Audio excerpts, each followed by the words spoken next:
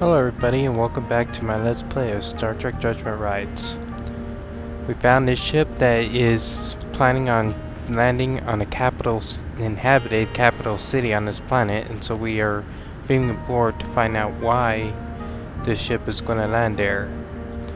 And the Klingons are pretty interested too, because this is taking place in a Klingon neutral zone, so let's take a look at everything here.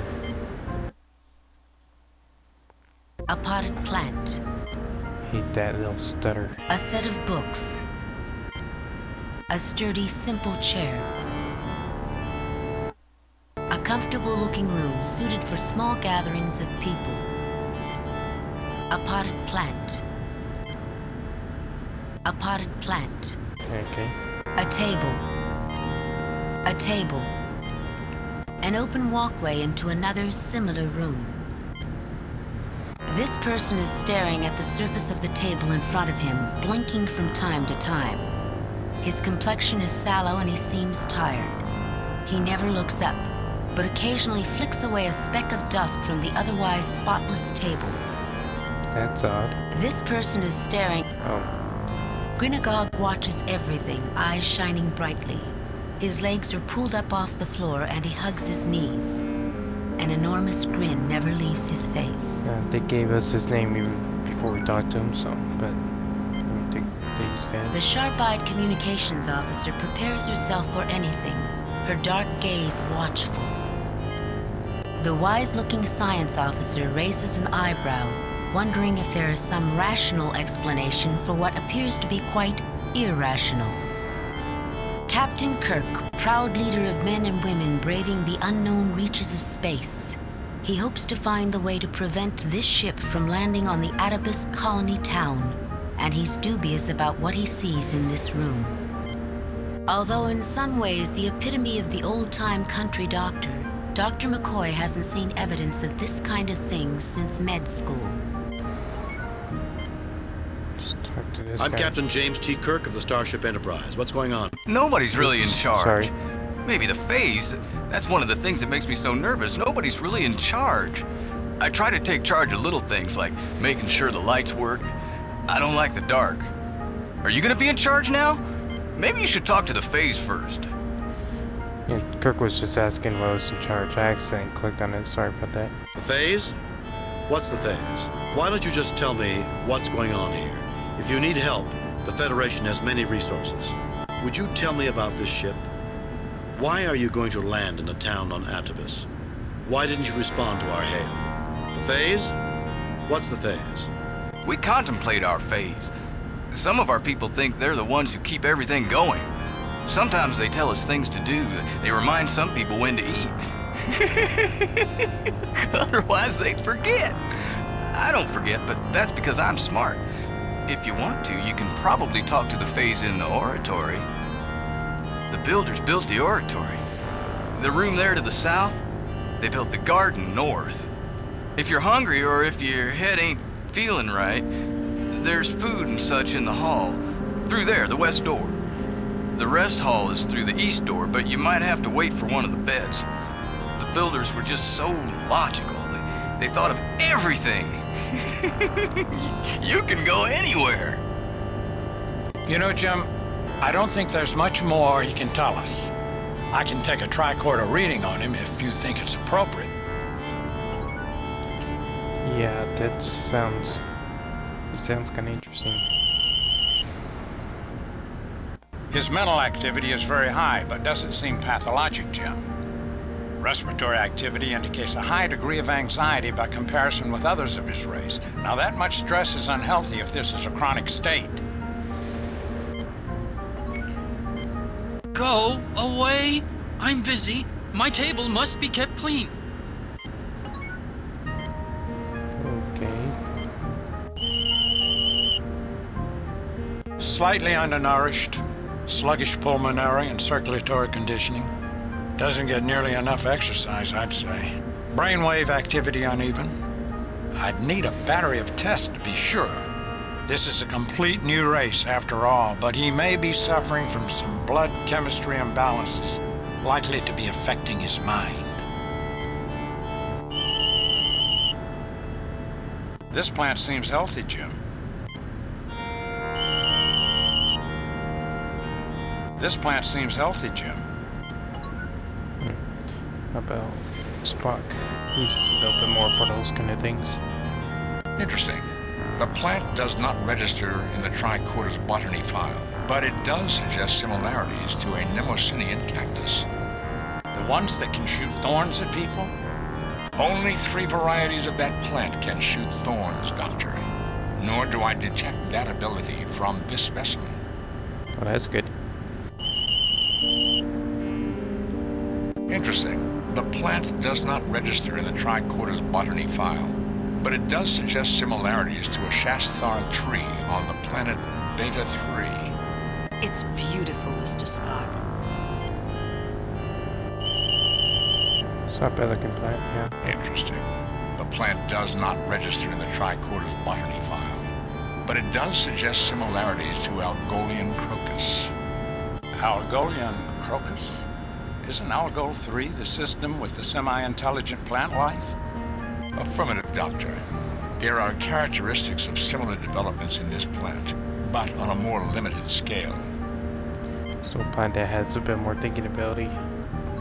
Let's talk with everyone here. Captain, this place gives me the willies. I feel like I'm on a yellow alert without knowing why. Captain, individuals on this ship appear to be suffering, perhaps from certain mental disorders. Were I to examine them, I might be able to determine something more. I find the situation in this room disturbingly irrational at first impression, Captain. I suggest we endeavor to understand what we see around us in order to make a sensible analysis. We have to find a way to help these people.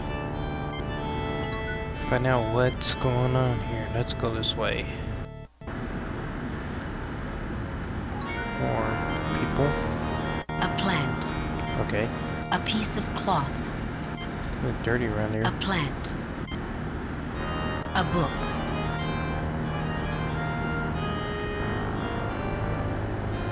This individual wears a placid expression as he piles one block atop another, playing quietly. The incongruous thing is that he appears to be a full-grown adult. Noticing that you're looking at him, he raises his arms to you with a hopeful look.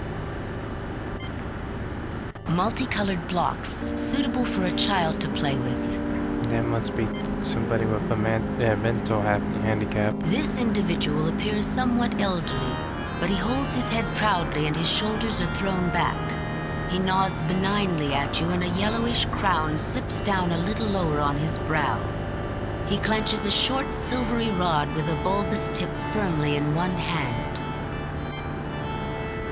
An ordinary chair, originally similar to others in the room, except someone has nailed the legs onto a raised platform, increased the height of the back, widened the seat, and glued on broad and blocky arms. Bright paint in red and purple and gold gives it a garish appearance. You think it's meant to look impressive, but it just looks rather pathetic.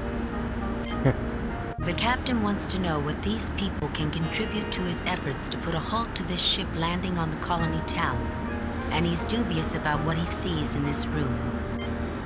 A normal-looking switch. It is a grid work over a recessed lighting mechanism. You notice the light fixture flickering. Bones seems to be thinking that the rather heavy individual sitting on the floor has the look of someone who has been emotionally deprived, someone who would benefit from some closer contact with others. The Vulcan raises an eyebrow, finding the situation quite illogical. He finds almost anything illogical. Lieutenant Uhura shifts uncomfortably under the intense gaze of the elderly fellow on the throne-like chair. Before I talk with those guys, I go to scan it. I believe this person has reached adulthood physically, Jim, but brain activity scans suggest he may have suffered a failure to mature intellectually.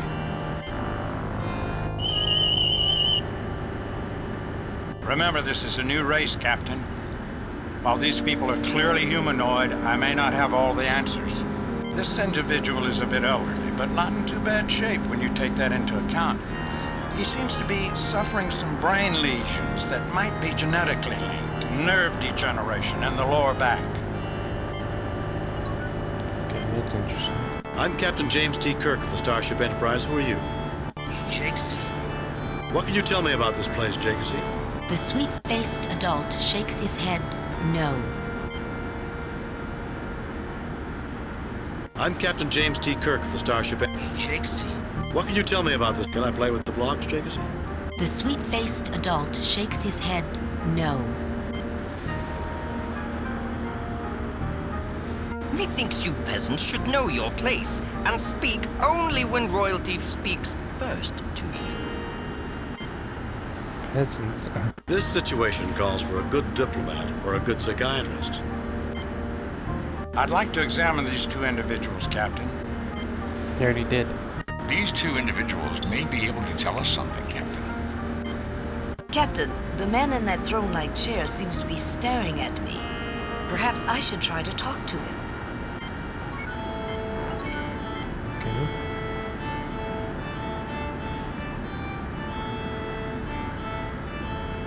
What a noble-looking woman you are. You have my permission to speak.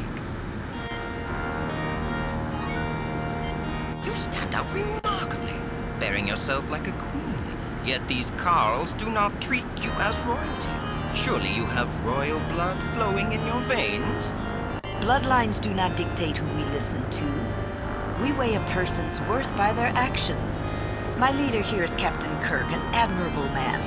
Speak with him. My ancestors ruled in the lands of Kush and Timbuktu. We may speak as peers, you and I. Royalty recognizes royalty, does it not? Look on me and decide for yourself. You will know. Bloodlines do not dictate who we listen to. We weigh a person's worth by their actions. My ancestors right ruled choice, in I the believe, lands just- of Kush and Timbuktu. We may speak as peers, you and I. Because of her African lineage, there was she had some royal leaders in her bloodline.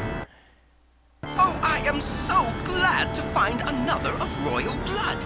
I am so tired of sitting here all the time, but whenever I leave, thralls and lesser folk plant their fundaments on the great throne, and that's just not acceptable. I know you'll mind the proprieties and not let anyone else sit on the throne. And now, I'll finally be able to go and get some rest.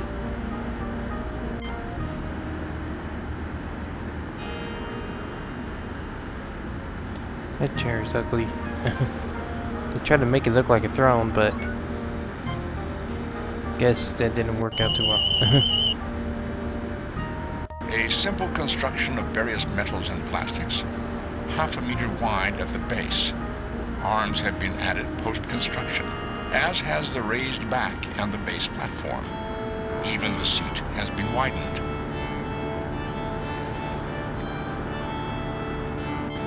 Okay, what's about that light that seems to be flickering? It appears to be a standard electrically powered illuminative system. However, this one appears not to be functioning at peak efficiency. Nothing unusual about that object, Captain. Interesting. The plant does not register in the tricorder's botany file. I'll go now. Okay, that's Affirmative, Doctor. similar to what we already had. This individual appears to be typical of his... The ones that can Only See what happens if we use the side switch. Okay, it didn't work. Maybe we could get something from there though.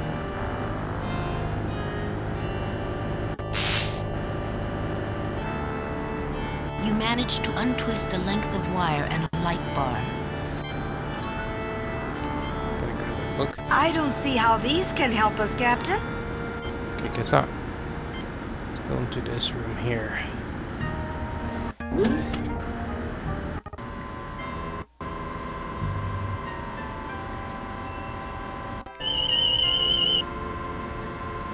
The tricorder informs me that the Klingon boarding crew has just beamed into the adjacent room, Captain.